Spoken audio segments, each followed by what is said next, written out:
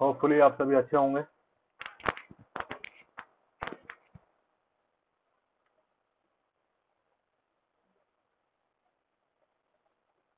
यहाँ है तो यस सर। ऑब्वियसली सिलेक्शन नहीं हुआ है, लेकिन कोई दिक्कत वाली बात है नहीं उसमें। अभी आगे देखते हैं क्या होता है। सबसे पहले तो वेलकम, एंड जो आपने जर्नी पूरी की उसके लिए कॉन्ग्रेचुलेशन। भले ही लिस्ट में नाम नहीं आया, बट जर्नी आप लोगों ने पूरी की है, ठीक है, तो उसके लिए कॉन्ग्रेचुलेशन। बहुत सारे स्टूडेंट, क्या लगभग सभी स्टूडेंट 1-2% को छोड़कर वहां तक नहीं पहुंचते जहां तक आप लोग पहुंचे थे।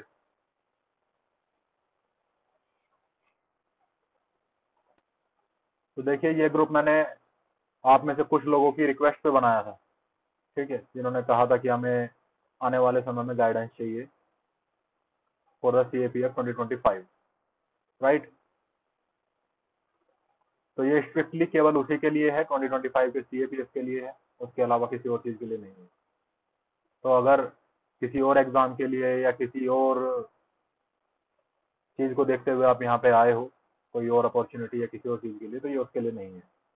If you are going to attempt the CAPF 2025, तभी आप यहाँ पे रहें, अदरवाइज आप जा सकते हैं।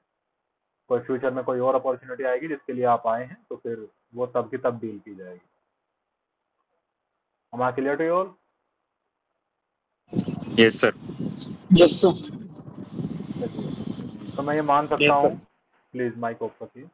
तो मैं ये मान सकता हूँ कि मैक्सिमम लोग मुझे ऑलरेडी जानते होंगे, क्योंकि अगर मेरे पास आए हैं तो मुझे जानते हुए ही आए हैं, वो पहले से मुझे जानते होंगे। जो नहीं भी जानते हैं, बस इतना ही, अब मैं सारी चीजें नहीं बता सकता, बस इतना कह सकता हूँ कि ट्रस्ट करिएगा, जो चीजें बताई जाएंगी कराई जाएंगी, होपफुली आप लोगों को हेल्प करेंगी, ठीक है। अभी मार्क्स नहीं आए हैं, बट स्टिल मार्क्स आने से बहुत ज्यादा फर्क पड़ता भी नहीं है, क्योंकि जिस लिस्ट के आने से फर्क पड़ता था वो ऑलरेडी आ चुकी है। तो अब मार्क्स वगैरह आने से बहुत ज्यादा कुछ तो फर्क नहीं पड़ता है। हाँ, आप में से 2, 4, 10 का शायद रिजर्व लिस्ट में कहीं नंबर आ जाए, लेकिन उस पे उम्मीद 4 महीने की है, और एग्जाम आपका 2 महीने में, तो डेफिनेटली छोड़ा नहीं जा सकता।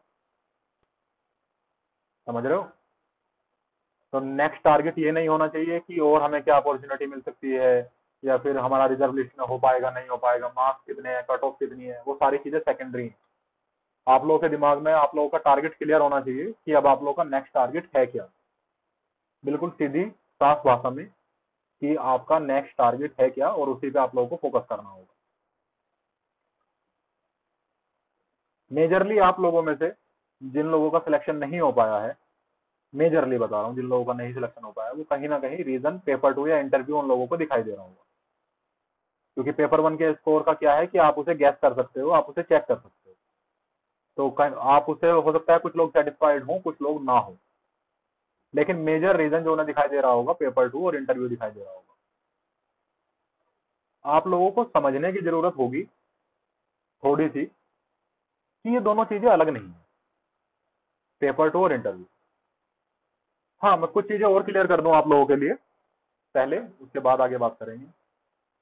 जब तक भी आप लोग मेरे ग्रुप में रहें, तो कृपया करके अपना नाम सही रखें। जब बाहर जाएंगे तो दोबारा फेक नाम रख लीजिएगा, मुझे कोई दिक्कत नहीं है, लेकिन जब तक मेरे ग्रुप में रहे तो नाम सही रखें। क्लास में टाइम से आए, और क्लास में कैमरा ऑन रखें, और बाद में अपना जो सीखना है, पूछना है, बताना है, उसके बाद चले जाएं। बहुत सिंपल चीज है, ठीक है। क्लास के टाइम पे कोशिश करें, मैक्सिमम कोशिश करें कि आप एक ऐसी जगह पे बैठे हुए हों जो शांत हो, जहां पे आप चीजों को मुझसे पूछ सकें और मुझे बता भी सकें, ठीक है। जैसे अभी मैं देख रहा हूँ कि कुछ लोग बाहर हैं, कुछ लोग ट्रेवल कर रहे हैं, तो ये कोशिश करें कि आगे से जब भी क्लासेस हो, तो आप लोग एक शांत जगह पे बैठे हुए हों, और ऐसी जगह पे जहाँ पे आप बोल भी सकें, लाइब्रेरी में ना हो, क्योंकि वहां से कुछ बोल नहीं पाएंगे, सिर्फ सुन पाएंगे। तो कोशिश करें कि ऐसी जगह से क्लासेस लें जहां पे आप आराम से मुझसे बात कर सकें। देखो, 99% प्रॉब्लम सोल्व हो जाएगी सिर्फ आपकी और मेरे बात करने से, ठीक है। क्योंकि आप लोग कोई फ्रेशर बच्चे तो नहीं हो कि आप लोगों को मैं किताबें बताऊं। आप लोगों को मैं ये बताऊं कि कैसे पढ़ना है, आप लोगों को फ्रेशर बच्चे नहीं हैं। आप लोगों को कुछ समस्याएं हैं बस, जिनको दूर करने की जरूरत है, और उसके लिए हमारे बात करने की जरूरत है। तो कोशिश करें कि ऐसी जगह रहें और ऐसी पोजीशन में रहें कि बात कर पाए। ठीक है, ये जो टर्म आप लोग मार्केट में सुनते हो, मेंटरशिप है, गाइडेंस है, ईटीसी ईटीसी कुछ भी सुनते रहते हो, ये वन वे नहीं होता, ये टू वे होता है। जब तक मैं आपको नहीं समझूंगा, मैं आपको कुछ नहीं बता सकता। आप लोगों ने देखा होगा मेंटरशिप और गाइडेंस के नाम पे ऐसा चलता है कि आप लोगों को हमने ग्रुप में ले लिया और हम आपको टारगेट दे रहे हैं, आप पूरे कर रहे हो नहीं कर रहे हो, हमें कोई फर्क नहीं पड़ता। बस हम वीकली टारगेट देते रहते हैं, देते रहते हैं, देते रहते हैं। उनमें आप बहुत ज्यादा पीछे छूट जाते हो।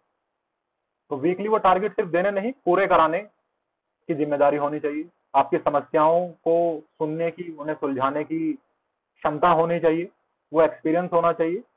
तो ये सब सोच कर ही अपना मेंटर आप लोग चुने। मैं नहीं कह रहा मुझे चुने, जिसे भी चुनना है बेशक चुने। और आप लोग फ्रेशर बच्चे नहीं हो, आप लोगों को मेंटर की इतनी खास जरूरत है भी नहीं, वो फ्रेशर्स को जरूरत होती है, आप लोग को इतनी खास जरूरत उसकी है भी नहीं। ठीक है, चलो अब मुद्दे पे आते हैं, पेपर टू पे और इंटरव्यू के। देखो, आप लोगों के साथ समस्या ये है कि आप इन दोनों चीजों को अलग अलग समझते हो, जबकि पेपर टू और इंटरव्यू दोनों असल में एक ही चीज, बस फर्क है राइटिंग और वर्बल का। आपके पास एक बहुत अच्छा नॉलेज बैंक होना चाहिए दोनों के लिए, इंटरव्यू के लिए भी और पेपर टू के लिए। आपके पास एक अच्छा नॉलेज बैंक होना चाहिए। दूसरा, आपके पास डिमांड समझने की क्षमता होनी चाहिए कि जो क्वेश्चन पूछा जा रहा है उसे आंसर में क्या बताया जाएगा। ठीक है, तो डिमांड समझने की क्षमता होनी चाहिए, वो पेपर टू में भी जरूरी है, इंटरव्यू में भी जरूरी है। उसके बाद है आर्टिकुलेशन, कि आप उस नॉलेज को फ्रेम करके बता पाए सामने वाले को, अब वो चाहे लिखने में हो चाहे वर्बल हो, वो आर्टिकुलेशन बहुत जरूरी है। ठीक है, सेंटेंस फ्रेमिंग उतनी ही पेपर टू में जरूरी है, उतनी ही इंटरव्यू में जरूरी है। सिर्फ मीडियम चेंज होता है, नॉलेज और स्किल सेट चेंज नहीं होता पेपर टू और इंटरव्यू में, सिर्फ मीडियम चेंज होता है। एक तरफ वो राइटिंग है, दूसरी तरफ वो वर्बल है। समझे? अब आप लोग 2 महीने में इंटरव्यू को बेस्ट करना चाहते हो, जबकि आप लोगों ने 1 साल से पेपर टू पे काम नहीं किया था। इसीलिए शायद फाइनल आउट हुए हो, शायद। कुछ लोगों के रीजन अलग अलग हो सकते हैं, मैं शायद बोल रहा हूं। ठीक है, तो रीजन अलग अलग हो सकते हैं, लेकिन सबसे बड़ी समस्या यही है कि थॉट प्रोसेस उधार ली हुई है, अपनी कभी बनाई नहीं। जो किसी ने पढ़ा दिया वो पढ़ लिया, जो किसी ने समझा दिया वो समझ लिया, कभी खुद से पढ़े नहीं, कभी खुद से समझा नहीं। एक बार 2 बार समझने की कोशिश करो, उसे लिखो।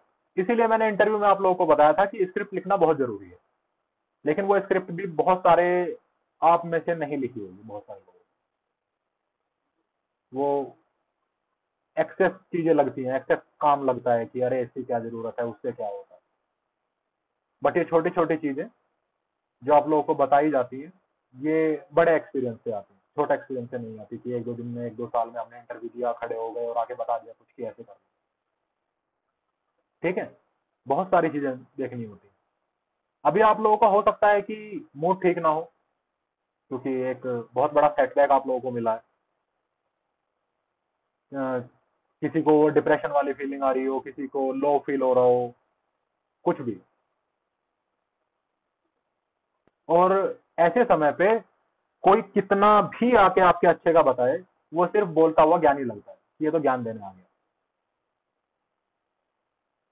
ऐसे समय पे यही फीलिंग आती है कि हाँ ठीक है, हमें ये चीजें जैसे हमें पता ही नहीं। लेकिन आपको कुछ दिन के लिए ये एटीट्यूड थोड़ा सा छोड़ना होगा, भले ही आपका मन उस चीज को अलाउ करे या ना करे। ठीक है, कैसा भी एटीट्यूड हो, उसे थोड़ा सा बाहर छोड़ के आइएगा, थोड़ा ट्रस्ट लेके आइएगा, एटीट्यूड बाहर छोड़ के आइएगा।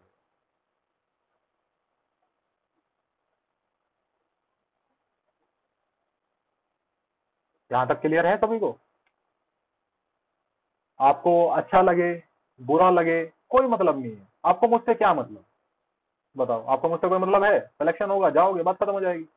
नहीं, मैं जो कह रहा हूँ वो सिर्फ आपके सिलेक्शन के लिए कह रहा हूँ। मुझे एज ए पर्सनल आपसे कोई ना द्वेष है, ना ही पर्सनल कोई दोस्ती है, ना ही कभी होगी। ठीक है, वेट अ सेकंड, बैक।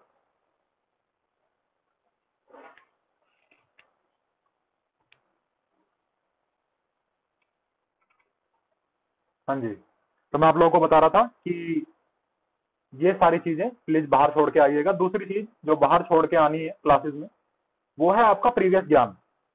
वो आपने खुद से अर्न किया है, किसी ने आपको दिया है, कुछ भी है। अगर भरोसा कर रहे हो तो थोड़ा सा ज्यादा करना पड़ेगा। जो मैं चीजें बता रहा हूँ, अगर वो आपके थॉट प्रोसेस से मैच नहीं भी करती, तो भी उन्हें एक ट्राई देना पड़ेगा।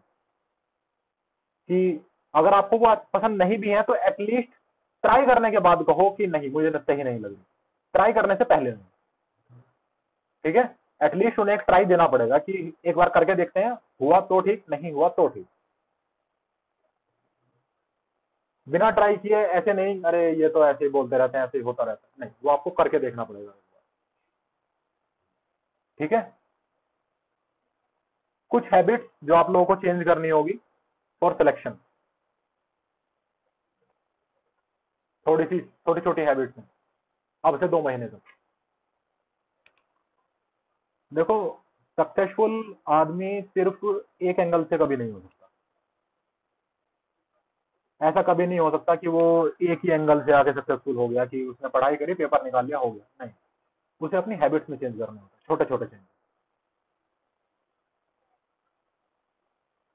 वो फिट रहना शुरू करता है, वो अच्छा खाना शुरू करता है, वो अच्छे थॉट प्रोसेस में रहता है, वो क्लीन एनवायरनमेंट में रहता है।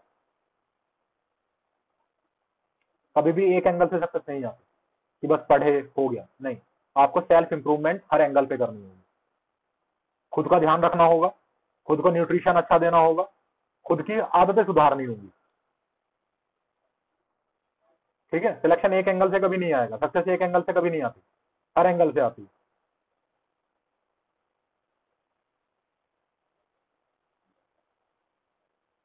पर्सनैलिटी पे काम करना होगा, क्योंकि वही आपको फिजिकल भी क्लियर कराएगी और वही आपको इंटरव्यू भी क्लियर कराएगी। तो न्यूट्रिशियस फूड खाना शुरू करो, टाइम से खाना शुरू करो, टाइम से सोना, टाइम से जागना शुरू करो। 2 महीने की बात है, कोई मैं आपको 10 साल 20 साल के लिए ये करने के लिए नहीं कह रहा हूँ, सिर्फ 2 महीने की बात है। टाइम से सोना, टाइम से उठना, सारे काम टाइम पे करना, न्यूट्रिशियस फूड खाना, दिन में एटलीस्ट आधे घंटे की धूप में जाना, वो भी सुबह में, दोपहर में तो भूल जाओ। ठीक है, तो सुबह की धूप में एटलीस्ट आधे घंटे की धूप लो। ठीक है, विटामिन डी लो। और अगर किसी को हेल्थ में कोई प्रॉब्लम महसूस होती है तो टेस्ट कराओ, अपनी विटामिन प्रोफाइल टेस्ट कराओ, अपनी न्यूट्रिशन प्रोफाइल टेस्ट कराओ, जो भी कमियां लगे उनके लिए सप्लीमेंट्स लो। ठीक है, या अपने घर के फूड से उन्हें लो, जैसे भी आप लोग करना चाहो। क्योंकि ये जो आपको लो फील होता रहता है लगातार, ये तो अब तो सिलेक्शन की बात है, लेकिन ये इससे पहले भी हो रहा होगा। आपको जो लगातार लो फील होता रहता है, ये आपको फेलियर से नहीं मिल रहा है, ये आपको आपकी बॉडी से मिल रहा है। डाउन डाउन फील करना, लो फील करना, ये सारी चीजें आपको चेंज करनी पड़ेगी। क्लियर है? तो क्लीन एनवायरनमेंट में रहना शुरू करो, अपना एनवायरनमेंट क्लीन करना शुरू करो, घर में साफ सफाई रखो, अपने कमरे में साफ सफाई रखो, टाइम से खाना पीना, उठना, एक्सरसाइज करना, धूप में जाना, ये सारी चीजें शुरू करो, न्यूट्रिशियस फूड खाना शुरू करो। इससे हर तरीके से सेल्फ इंप्रूवमेंट और सेल्फ कॉन्फिडेंस दोनों आएगा। ठीक है, ये हैबिट्स में चेंज करने हैं। अब बात करते हैं पढ़ाई की। ये तो सारे आप लोगों को चेंज कर, सभी को करने होते हैं, मैं एक बार बस बता के निकल जाता हूँ कि आप लोगों को ये चेंज करने होंगे। जो प्रॉपर मेंटरशिप में है उनमें हमें चेक करना होता है आप लोगों में सिर्फ 2 महीने का भी टाइम पूरा नहीं है, देखा जाएगा, शायद 1.5 महीने का भी टाइम बच रहा होगा, है ना। 2 महीने का भी टाइम बहुत ज्यादा नहीं है, 50 दिन के आसपास आपके पास समय है, तो बहुत ज्यादा टाइम नहीं है। इन सारी चीजों को तुरंत इनकलकेट करो। अब बात करते हैं पढ़ाई की।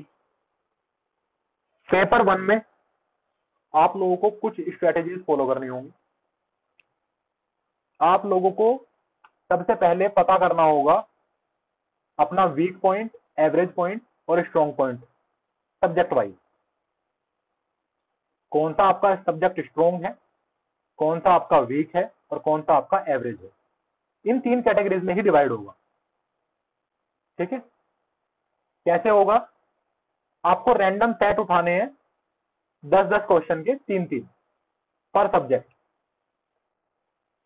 रैंडम एमसीक्यूज के 10-10 एमसीक्यूज के 3 सेट उठाने हैं।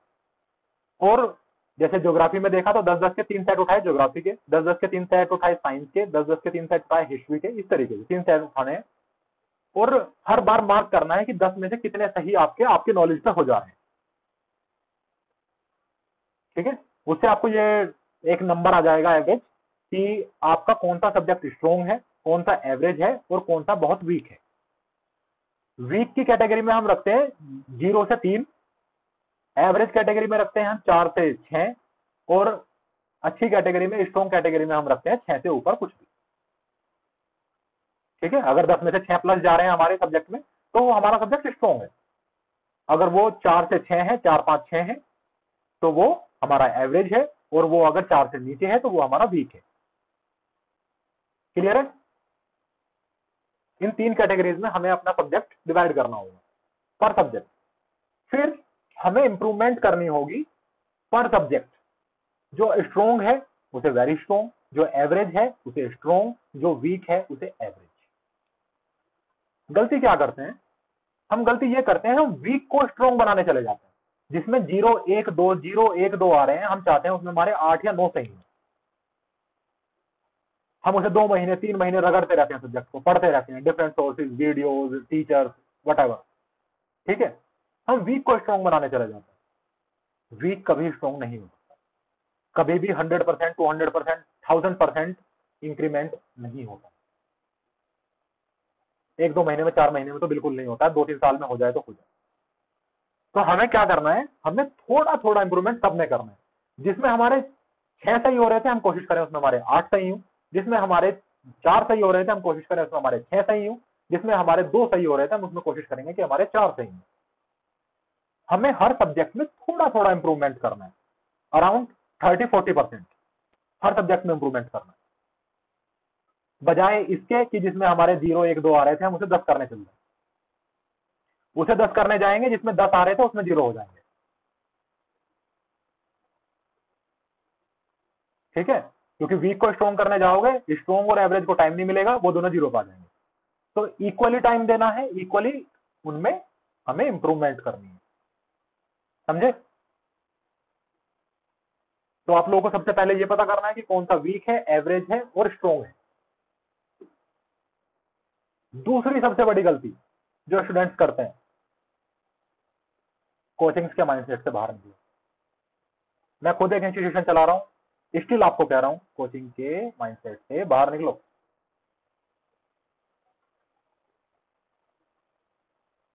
ये किसने आपसे कहा कि एक सब्जेक्ट 3 महीने, एक सब्जेक्ट 2 महीने? आप लोग स्कूल में एक रोज 5-6 सब्जेक्ट पढ़ते थे, पढ़ लेते थे। कॉलेज में 5-6 सब्जेक्ट रोज पढ़ते थे, पढ़ लेते थे। अचानक से ऐसा क्या डाउनग्रेड आया आपके दिमाग में कि आप इतने बेवकूफ हो गए कि आप 2 या 3 सब्जेक्ट एक साथ नहीं पढ़ सकते?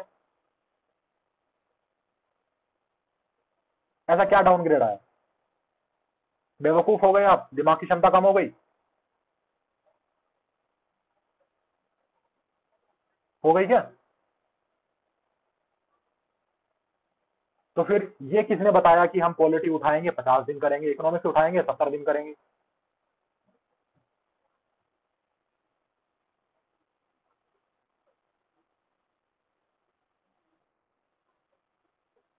बताओ, किसी ने कहा किसी ने आप लोगों को? नहीं। फिर आप लोगों ने फॉलो क्यों किया जब आपको किसी ने कहा नहीं?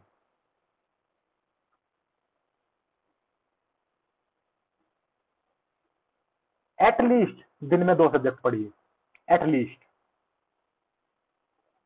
दिन में 2 सब्जेक्ट तो पढ़िए ही पढ़िए। अगर दिमाग को, माइंड को डाइवर्सिफिकेशन नहीं मिलेगा, वो नॉलेज ग्रैस्प करना बंद कर देगा।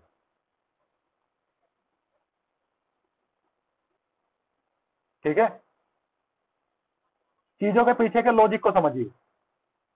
कोई भी घटना है, क्यों हुई है? इतिहास में थी, क्यों हुई थी? सब्जेक्ट्स को कनेक्ट करिए, हिस्ट्री को ज्योग्राफी से करिए। हिस्टोरिकल इवेंट ज्योग्राफिकल पोजीशन पे होते हैं, वही क्यों होता है? वो इवेंट वही क्यों हुआ? कनेक्ट करिए, कनेक्ट द डॉट। जितने ज्यादा कनेक्ट कर पाएंगे उतने ज्यादा आप याद रख पाएंगे। ठीक है? क्यों झारखंड में ही डेवलपमेंट नहीं हो पा रहा है? इकोनॉमिक्स और ज्योग्राफी कनेक्टेड है।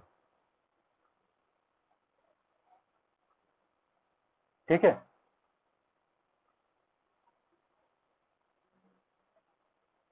ये सारी चीजें आप लोगों को कनेक्ट करनी पड़ेंगी, अपने आप से कनेक्ट करनी पड़ेगी। लिटरेसी रेट साउथ इंडिया में ज्यादा क्यों है? आपको कनेक्ट करना पड़ेगा, ज्योग्राफी से कनेक्टेड। ठीक है? सारी चीजें आप लोगों को कनेक्ट कर करके देखनी पड़ेगी। ऐसे मेरे पास 1000 एग्जाम्पल। सदर्न इंडिया में क्यों है? क्योंकि एग्रीकल्चरल लैंड नहीं है, उनके लिए लेबर चाहिए। लेबर जितनी स्किल्ड होगी उतना ज्यादा कमाएगी, इसीलिए उन लोगों ने अपने आप को स्किल्ड बनाया, एजुकेटेड बनाया। सब कुछ कनेक्टेड है। तो सब्जेक्ट्स को कनेक्ट करिए, एटलीस्ट दिन में दो सब्जेक्ट पढ़िए। जो मैं एक आइडियल आप लोगों को बताऊं तो पेयर बनाइए, सब्जेक्ट्स के पेयर बनाइए। कोशिश करिए एक थ्योरेटिकल सब्जेक्ट हो, दूसरा प्रैक्टिकल सब्जेक्ट हो, ताकि आपका जो डाइवर्सिफिकेशन है वो चलता रहे। ठीक है? दो सब्जेक्ट के पेयर बनाइए और उन्हें अल्टरनेट डेज पे सोल्व करिए। Plus minimum 20 to 25% of the time जो आप पढ़ाई के लिए स्टार्ट कर रहे हैं उसमें वही पढ़ें जो पिछले दिन पढ़ा था, जब भी पढ़ने बैठे। क्लियर? अब दूसरी गलती पे चलते हैं, टाइम यूनिट। आप लोगों की दूसरी सबसे बड़ी गलती है टाइम यूनिट। आप टाइम को देखते हो दिनों में, डेज में। 50 दिन है, 2 महीने हैं, 1 साल है। Convert your time into hour, घंटों में कन्वर्ट करें। मिस्टर गगन सीधे बैठिए, क्लास में आएंगे सीधे बैठे। घर पे हैं इसका मतलब ये नहीं है कि कंफर्ट में रहेंगे, कंफर्ट में रहेंगे तो जहां है वहीं रहेंगे।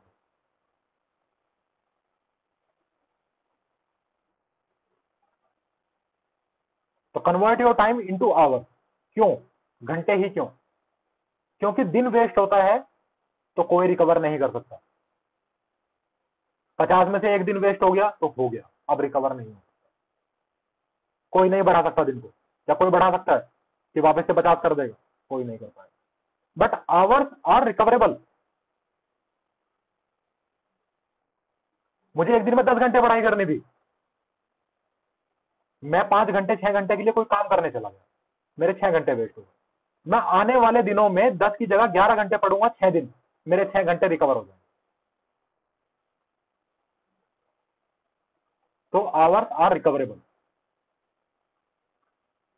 ठीक है? हमेशा घंटों में पढ़ाई कीजिए, दिनों में, महीनों में, सालों में पढ़ाई मत कीजिए। ध्यान लगाइए, आपके पास 50 दिन है, मुझे नहीं पता एग्जैक्टली कितने हैं, मैं 50 ही मान के चलता कि आपके पास 50 दिन है। अगर आप रोज 10 घंटे पढ़ते हैं तो आपके पास 500 घंटे हैं। लेकिन वहीं अगर आप खुद को एक्सट्रीमली पुश करके 15 कर देंगे तो आपके पास 750 घंटे हो जाएंगे। वहीं आप थोड़ा सा लीनियंट हो जाओगे तो आपके पास 250 घंटे रह जाएंगे। जबकि जो इंसान उस यूनिट को दिन में देख रहा था वो तो यही कहेगा कि मैं तो 50 दिन पढ़ा हूं, जबकि जो आवर्स में देख रहा था उसे पता था कितना बड़ा फर्क आ गया। कोई 250 घंटे पढ़ा है, कोई 500 घंटे, कोई 750 घंटे। कितना बड़ा डिफरेंस आ गया केवल टाइम यूनिट को कन्वर्ट करने में। समझे? तो अपनी पढ़ाई को घंटों में डिवाइड करो, दिनों को हटा दो। दिन में कितने घंटे पढ़ोगे, कौन कौन से सब्जेक्ट पढ़ोगे, सुबह उठते ही सबसे पहले आपकी डेस्क पे होना चाहिए। दूसरी बात, कभी भी पढ़ाई करो या तो चेयर टेबल लेके डेस्क पे करो या जमीन पे बैठ के करो। ये बेड पे, गद्दे पे, चारपाई पे उठ जाओ, या तो टेबल डेस्क लो, तमीज में बैठो पढ़ो, या जमीन पे बैठ जाओ। लेकिन ये बेड पे बैठना, चारपाई पे लेटना, ये बंद करो। क्यों? क्योंकि रीढ़ की हड्डी सीधी रहनी चाहिए। आप कमर झुका के लेट के कुछ भी पढ़ लो, उसका 10% भी ग्रेस्प नहीं कर पाओगे, साइंटिफिकली प्रूवन है। रीढ़ की हड्डी सीधी रख के पढ़ोगे तब पढ़ा जाएगा। क्यों? क्योंकि रीढ़ की हड्डी सीधी रखने से आपका दिमाग कभी वंडर नहीं करता, इधर उधर नहीं घूमता।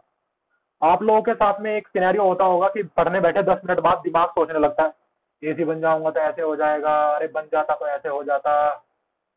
वो स्टोरी में पहुंच जाते हो, है ना? एसी बन जाता तो उसके घर जाके उसके बाप की रिश्ता ले ही लेता। वो पहुंच जाते हो वहां पे, स्टोरी पे स्टोरी, वो अच्छी भी लगती है, खुद को प्लीज करते हो उससे। लेकिन अगर रीढ़ की हड्डी सीधी रहेगी, वो थॉट आएंगे ही।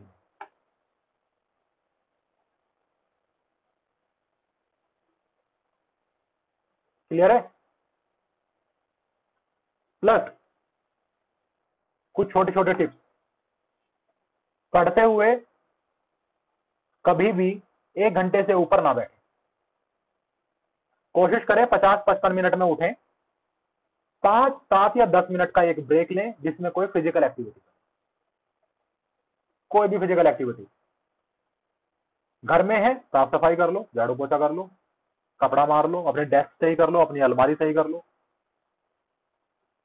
और कुछ नहीं है। 10 मिनट का ब्रेक है, 2 सेट पुशअप के लगा लिए, ठीक है? जंपिंग जैक कर लिया, इधर उधर टहल लिए, घर की सीढ़ियां 3-4 बार चढ़ लिए, उतर लिए, कुछ भी करो फिजिकल एक्टिविटी। हर 50 से 55 मिनट बाद 5 या 6 या 10 मिनट के लिए मैक्सिमम, ठीक है? हर 50 मिनट। इससे आपका कंसंट्रेशन लगातार बना रहेगा, कंसंट्रेशन लगातार टूटेगा नहीं, ये गारंटी है मेरी। बशर्ते कि उस ब्रेक में फोन ना उठाओ, उस ब्रेक में रील्स स्क्रॉल ना करो, फालतू के सपने देखने ना बैठो, उठो काम पे लगो।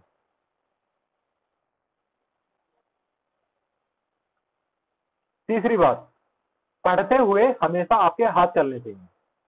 किताबें भी पढ़ रहे हो, डजंट मैटर, एक बराबर में रफ कॉपी रखो, एक पेन रखो, उस पे कीवर्ड्स नोट करो, डायग्राम्स बनाओ, उस पे फ्लो चार्ट बनाओ, वट जो भी आपको करना है करो, बट आपका हाथ चलता रहना चाहिए। कभी दिमाग अकेला नहीं पढ़ सकता, दिमाग को अकेला छोड़ोगे वो इधर उधर चला जाएगा, उसके साथ बॉडी को काम पे लगाओ,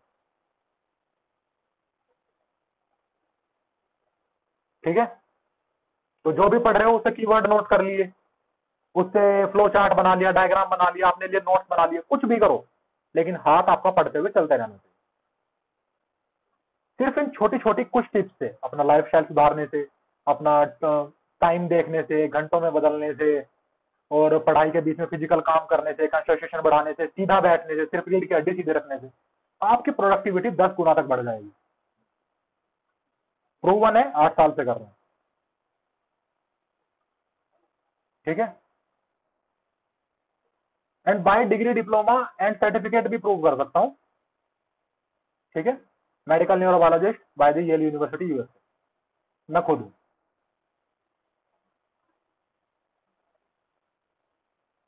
लेकिन आपको छोटी छोटी चीजें ध्यान रखनी है, बहुत छोटे छोटे इंप्रूवमेंट आप लोगों को खुद में करने हैं। ये हो सकता है कि कुछ मेरी मेंटरशिप से पहले भी बैठे हूं, मैं उन्हें भी बता चुका हूं, आप लोगों को बता रहा हूं, रिपीट कर रहा हूं, उनको भी शायद एक बार रिवीजन हो जाए कि क्या करना है, और आपको, ठीक है? बहुत छोटे छोटे चेंजेस हैं, लेकिन मिलके बहुत बड़ा चेंज लेके आते हैं। आप देखोगे कि 10 दिन में ही आपकी पढ़ाई एक अलग लेवल पे पहुंच जाएगी, ठीक है? तो दिमाग को डाइवर्सिफिकेशन दो, सिर्फ एक सब्जेक्ट के पीछे महीनों मत भागो, पेयर्स बनाओ सब्जेक्ट के, अल्टरनेट डेज में पढ़ो, एक दिन में 2 सब्जेक्ट पढ़ो, अल्टरनेट डेज पे दूसरे में दूसरा पेयर पढ़ लो, फिर वापस पहले पे आ जाओ, फिर दूसरा पेयर पढ़ लो, फिर पहले पे आ जाओ। पढ़ाई का माना कि मैं 4 घंटे पढ़ने के लिए बैठा हूं, सुबह 8 से 12, तो 4 घंटे, ठीक है? उसका 20% टाइम, 48 मिनट मैं क्या पढ़ूंगा? जो मैंने कल पढ़ा। इससे क्या फायदा होगा? इससे ये फायदा होगा कि आपका रिवीजन साथ के साथ चलता रहेगा, और आपका, मान लीजिए कि आप 50 दिन में 50 बार पढ़ने बैठ रहे हैं, तो आपका रिवीजन 50 ही बार हो चुका होगा। जबकि अगर आप अलग से रिवीजन करने बैठोगे, क्या 50 बार रिवीजन करना पॉसिबल है? नहीं है। लेकिन अगर आप रोज एक बार पढ़ने बैठने से पहले अपने पूरे नोट्स को पलट के या पूरी किताब को पलट के देख लो फटाफट, तो आपका रिवीजन 50 दिन में 50 बार हो चुका होगा। अब ये आएगा कि रिवीजन में उतना ही टाइम लग जाएगा, नहीं लगेगा। जिस चीज को पहली बार पढ़ते हैं उसमें टाइम लगता है, अगली बार उसे पढ़ते हैं टाइम कम हो जाता है, उससे अगली बार पढ़ते हैं टाइम कम हो जाता है, उससे अगली बार पढ़ते हैं टाइम कम हो जाता है। प्राइम एग्जांपल हमेशा देता हूं, सबको देता हूं, हनुमान चालीसा। पहली बार पढ़े आधा घंटा लगा, रोज पढ़ने बैठो 10 आराम से कर लोगे, 10 मिनट में, 1 मिनट में एक निकालो। तो जितनी बार पढ़ोगे उतनी बार वो रिवीजन होता रहेगा। क्लियर है? ये कुछ छोटे छोटे चेंजेस हैं जो आप लोगों को अपने अंदर करने हैं, इसी से बहुत बड़ा फर्क आ जाएगा। मैं कोई दुनिया से न्यारी चीज बताने नहीं आया हूँ कि ये वाली किताब नहीं वो वाली पढ़ लो, यहाँ से नहीं वहां से पढ़ लो, नहीं भाई, जो पढ़ रहे थे आप सही पढ़ रहे थे इसीलिए आपने पेपर निकाल लिया। बस उसे सही तरीके से पढ़ोगे तो और ज्यादा मार्क्स आ जाएंगे। ठीक है, अब रही बात प्रैक्टिस मॉक्स, कहीं मत लगाओ, पीवाईक्यू यूज करो जितनी बार कर सकते हो। डिफरेंट डिफरेंट एग्जाम्स के कर लो, यूपीएससी के ये लगे मैंने 10 बार कर लिए नहीं हो रहे, पीसीएस के उठा लो, बट सिर्फ पीवाईक्यूज पे ध्यान दो। पेपर 1 में मॉक्स पे ध्यान नहीं देते, पीवाईक्यूज पे देते। पीवाईक्यू सॉल्व करते हुए हमेशा दो चीजों पर फोकस करना है। पहला जो सही आंसर है वो क्यों है, दूसरा जो बाकी 3 गलत है वो क्यों है। कोई भी क्वेश्चन सॉल्व करें हमेशा इस चीज को दिमाग में रख के सॉल्व करें कि बाकी 3 ऑप्शन गलत क्यों है। भले ही हमें पता है कि कौन सा सही है, उसे मार्क करके साइड में रख लो, हमें पता है ये सही है, लेकिन बाकी 3 को गलत साबित करना होगा अपने नॉलेज से कि ये गलत है तो क्यों है, इस चीज में गलती क्या है। इतनी कॉन्सेप्चुअल क्लियरिटी आपके अंदर होनी चाहिए कि लाइन पढ़ के ये बता सको कि इसमें ये वर्ड मिसिंग है इसलिए ये गलत है, या इसमें ये वर्ड एड ऑन किया गया है इसलिए ये गलत है।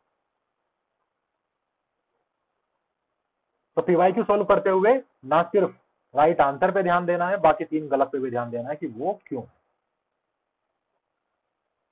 ठीक है, and revision revision and revision. Notes आप लोगों के पास ऑलमोस्ट बने हुए होंगे क्योंकि आप लोग पहली फ्रेशर नहीं हो, पहला अटेम्प्ट नहीं दे रहे हो। उन्हें ही रिवाइज करो, हाईलाइट करो, पढ़ो, और जिस तरीके से जो जो मैंने छोटे छोटे चेंजेस कहे हैं उन पर ध्यान दो। पेपर 1 आपका गारंटीड सॉल्व हो जाएगा। जैसा मैंने कहा, हो सकता है कुछ चीजें लगे कि अरे ये तो ऐसे नहीं होगा वैसे नहीं होगा, but give it a try, एक बार कोशिश करके दो, डेफिनेटली चेंजेस आएंगे। अब मूव करते हैं पेपर 2 पे। इक्वली इंपॉर्टेंट या ज्यादा इंपॉर्टेंट?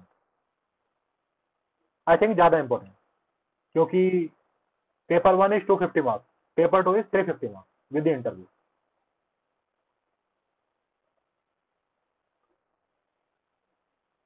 कोई डिमांड समझनी है टॉपिक की, क्यों पूछा गया है, सबसे जरूरी चीज जो आपको पेपर 2 में क्वेश्चन पढ़ने पे पता होनी चाहिए, क्यों पूछा गया है। अगर आपको क्लियर है कि क्यों पूछा गया है, आप ना आते हुए भी उसे बड़े प्यार से सॉल्व कर लो। सबसे बड़ी चीज है ये जानना टॉपिक को पढ़ते ही ये पूछा क्यों गया।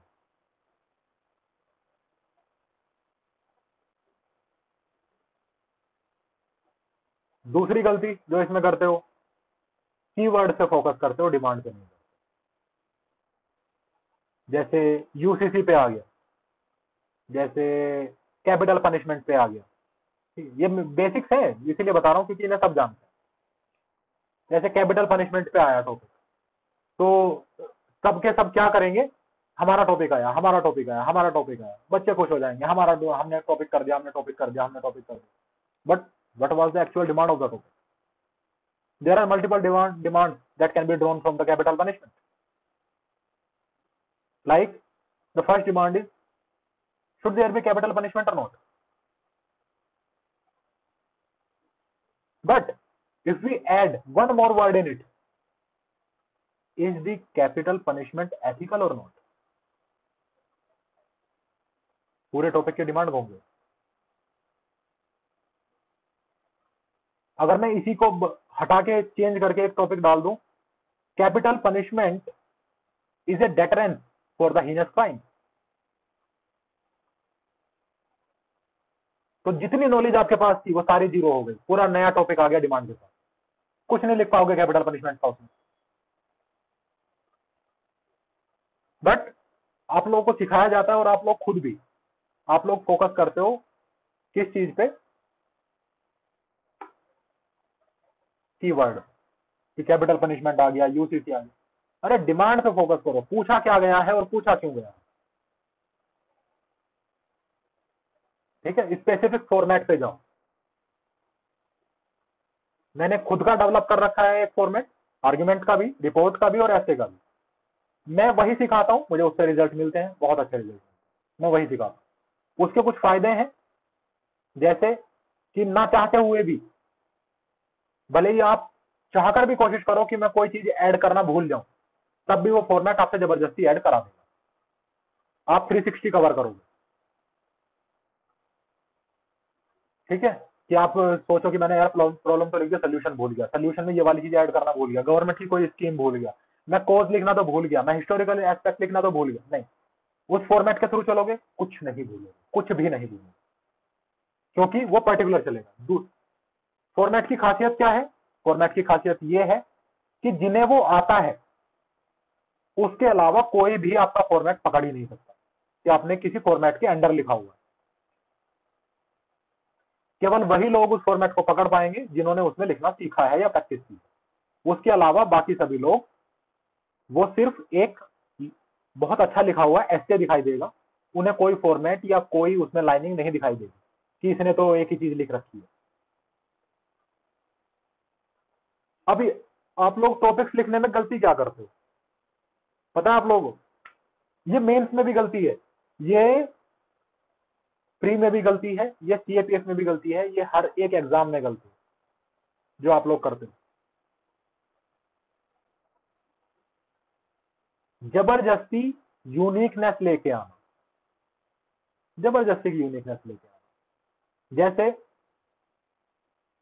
आप चाहते हो कि डिफिकल्ट करंट अफेयर्स से टॉपिक आए तो ही मैं लिखूंगा। अगर मैं एक सिंपल टॉपिक दे दूं आपको विमेन एम्पावरमेंट का, तो आप लोग कहोगे अरे ये तो आता है, लिख रखा है ना, पढ़ोगे देखोगे छोड़ दो,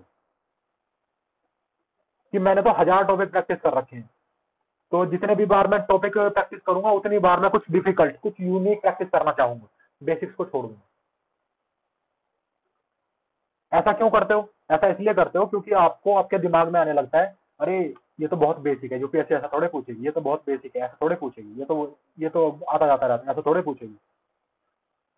लेकिन ये क्यों नहीं समझते कि आपके टेस्ट पेपर सेट करने वाले को साल में 500 टॉपिक सेट करने हैं, वो तो जबरदस्ती उन्हें हार्ड, यूनिक, पता नहीं क्या क्या बनाता है, मैं खुद बनाता हूं क्योंकि मुझे साल के 500 टॉपिक सेट करने, लेकिन यूपीएससी को साल के 6 टॉपिक सेट करने हैं सिर्फ।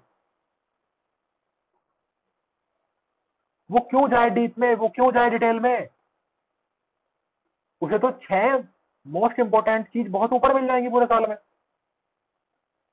एक पूछ लेगा विमेन एम्पावरमेंट पे, एक पूछ लेगा टेक्नोलॉजी पे, एक पूछ लेगा सिक्योरिटी पे, उन्हें क्या बचेगा।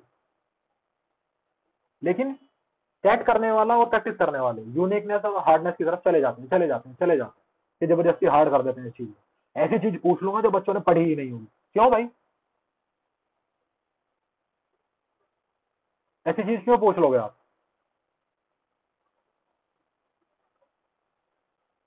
आपको 500 टॉपिक सेट करने हैं, आपका बनता है वो काम करना, कि मैं हर बार कुछ अलग लेके आऊं, हर बार कुछ एक अलग डायमेंशन को टच करूं। यूपीएससी को वो नहीं करना, यूपीएससी को केवल 6 टॉपिक चाहिए, 6 डायमेंशन चाहिए।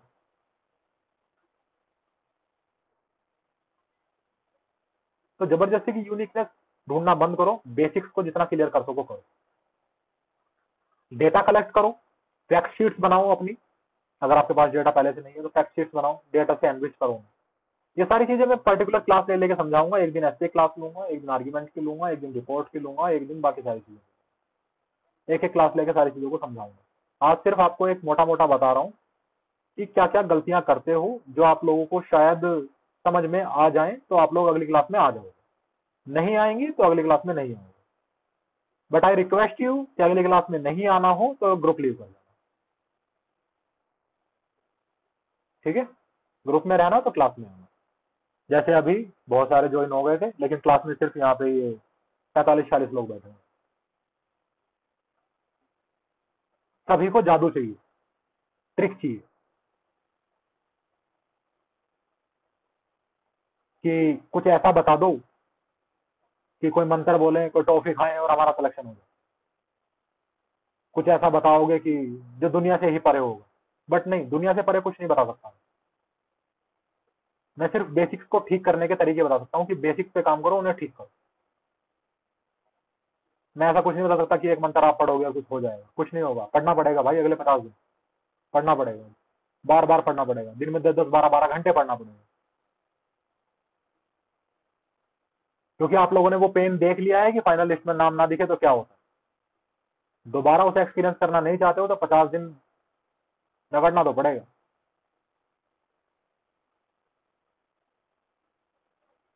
कुछ कैंडिडेट तो ऐसे हैं जो 2-3 बार वो पेन देख करके बैठे हैं।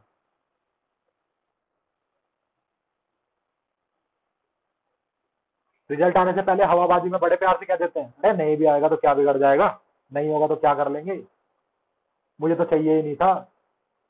बट जैसे ही आता है नोट साउंड तो बहुत सारी चीजें बदल जाती हैं।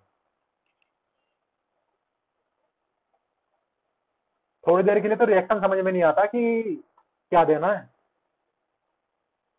रिएक्शन, दुखी होना है, हंसना है, परेशान होना है, तब तक रिएक्शन समझ में आ ही नहीं रहा होता कि ग्रुप में आ जाता है या यार दिस या यार that, in in in congratulation, और तब समझ में आता है रोना है।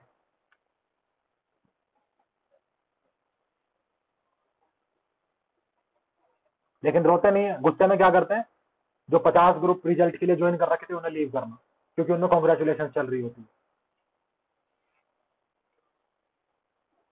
फटाफट फटाफट उन्हें लीव करना शुरू करते कि आज तो सारा क्लीन कर ही दूंगा।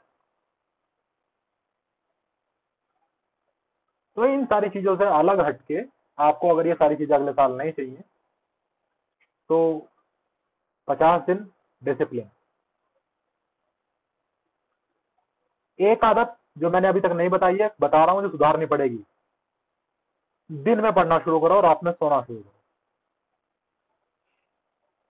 कि नाइट आउल मत बनो।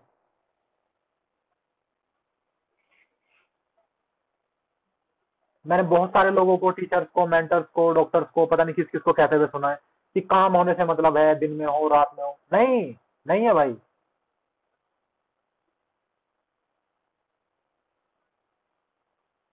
हमें दिन के लिए डिजाइन किया है ऊपर वालों ने। हम सनलाइट में काम करने वाले जीव हैं। हमारा दिमाग ज्यादा एक्टिव रहता है। ऐसा कभी हुआ है कि आप लोग किसी फंक्शन में पूरी रात जाग के आए हो और दिन में सोए हो? हुआ है कभी? होता ही है। शादी वादी में चले जाते हैं, किसी और फंक्शन में चले जाते हैं, पूरी रात फंक्शन में जागे और सुबह में आके सो गए। 4-5 घंटे भी सो के उठोगे ना तो भी शाम के 6 बजाने भारी हो जाएंगे दोबारा सोने के लिए। थकान रात में सो के उतरेगी। तो जो काम रात का है उसे रात में करो, जो दिन का है उसे दिन में करो। ये जबरदस्ती के नाइट आउल खुद को मत साबित करो कि मैं तो रात को 3 बजे तक पढ़ लेता हूँ। नहीं पढ़ते हो रात को 3 बजे तक। 11, 11:30, 12 बजे तक तो सबके सोने का वेट करते हो कि यार आवाज आ रही है, शोर हो रहा है, खुद को तसल्ली देते हो। आवाज आ रही है, नहीं पढ़ सकता, शोर हो रहा है, नहीं पढ़ सकता, टीवी चल रहा है, नहीं पढ़ सकता, पड़ोसी के बच्चे रो रहे हैं, नहीं पढ़ सकता। फिर जब 11:30, 12 बजे पढ़ने बैठ भी जाते हो, 10-15 मिनट पढ़ के कभी वॉशरूम जा रहे हो, कभी पानी पीने जा रहे हो, या खाना 8 बजे खाया था, 1 बज गया, भूख लगाई, अब मैगी बना लेता हूँ। जिन्हें थोड़ी बहुत अलग आदतें होती है कि चलो एक सुस्ता ही लगा लेता हूँ, कुछ भी। पता लगा 3 बजे तक जागे, पढ़े 1.5 घंटा, लेकिन नाम क्या हो गया कि मैं तो 3 बजे तक पढ़ा था रात। जबकि प्रोडक्टिव टाइम तो 1-1.5 घंटा ही आया। तो ये सारी आदतें छोड़ो, रात में टाइम से सो, सुबह में 5, 5:30, 6 बजे तक उठ जाओ, आधा पौन घंटा बाहर का धूप देख के आओ, वॉक करके आओ, आओ नहाओ धो, पढ़ने बैठ जाओ। ठीक है, तो ये रूटीन बदलो। सेल्फ इंप्रूवमेंट करना है, सिलेक्शन नहीं लेना है, सेल्फ इंप्रूवमेंट करना है। जब टोकरी में आलू और सेब दो पड़े हुए हो ना, तो हर बोका सेब ही उठाता है।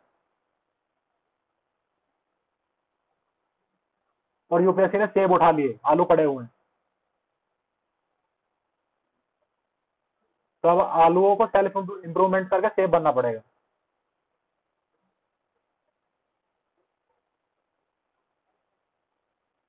तो सेल्फ इंप्रूवमेंट पे ध्यान दो, हर तरीके से खुद को नॉलेजेबल बनाओ, खुद को फिट बनाओ, खुद को हेल्दी बनाओ। हेल्दी माइंड ज्यादा पढ़ पाता है, अच्छे से पढ़ पाता है। हेल्दी बॉडी अच्छे से रेजिस्ट कर पाती है चीजों को। ठीक है, ये जो डिप्रेशन, लो फील हो रहा है, जो ठीक ठाक हेल्थ से लड़का होगा, लड़की होगी बिल्कुल हेल्थ से ठीक ठाक, उसने 1-2 घंटे में निकाल दिया होगा, अगर गया तो गया। बट जो पूरे तरीके से ही डाउन है कि विटामिन नहीं है बॉडी में, प्रोटीन नहीं है, पूरे तरीके से निचड़ा हुआ है, वो दिमाग पकड़ के बैठा होगा, अब क्या ही करूं।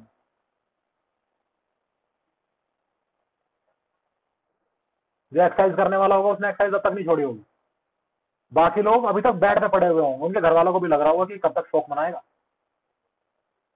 वो बेड पे पड़े हुए हैं, जबकि जो जिम जा रहा था, वो रनिंग कर रहा था, वो अभी भी कर रहा है। खेलने जा रहा था, अभी भी जा रहा है। तो इन आदतों को अपनाओ, सेल्फ इंप्रूवमेंट करो, खुद को फिट करो।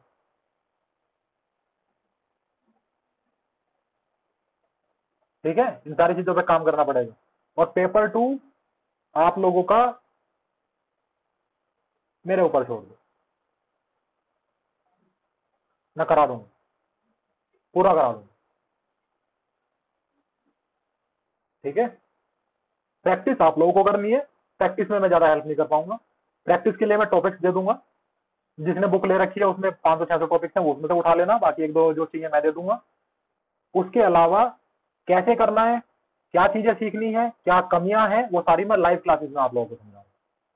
ठीक है, जैसे आज बैठा हूँ ऐसे ही आऊंगा, सारी चीज समझाऊंगा। कोशिश करूंगा कि अगले 10-15 दिन में इन चीजों को कंप्लीट कर दूं, ताकि आप एटलीस्ट सारी चीजों को सीख कर 1 महीना प्रैक्टिस कर दो। ठीक है, तो ज्यादा कुछ नहीं, आप लोगों से ट्रस्ट चाहिए और आप लोगों से हार्डवर्क चाहिए, इससे ज्यादा कुछ नहीं चाहिए। मुझे ना आपके रिजल्ट का क्लेम चाहिए और ना ही आपसे फीस। बस टाइम से आओ, मेहनत करो, सिलेक्शन लो और जाओ। ठीक है,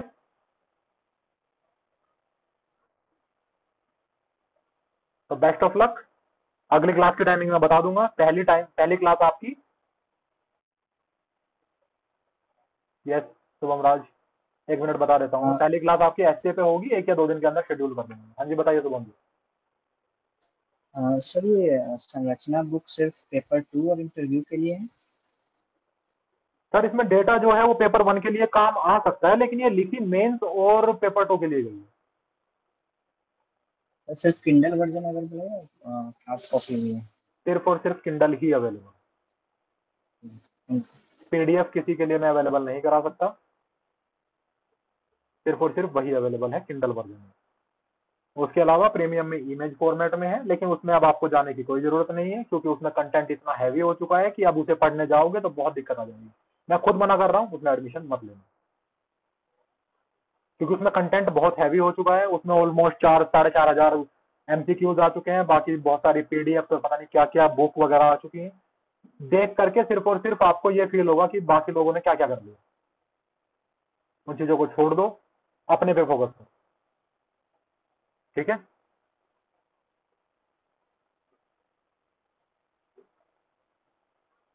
तो पहली क्लास में एस्से की लूंगा, दूसरी आर्ग्यूमेंट की, तीसरी रिपोर्ट की और चौथी आपकी बाकी ओवरऑल। उसके बाद मैं आपको डिफरेंट डेज पे कोशिश करूंगा कि टॉपिक्स दे पाऊं, बुक से रेफर कर दूं या दे पाऊं।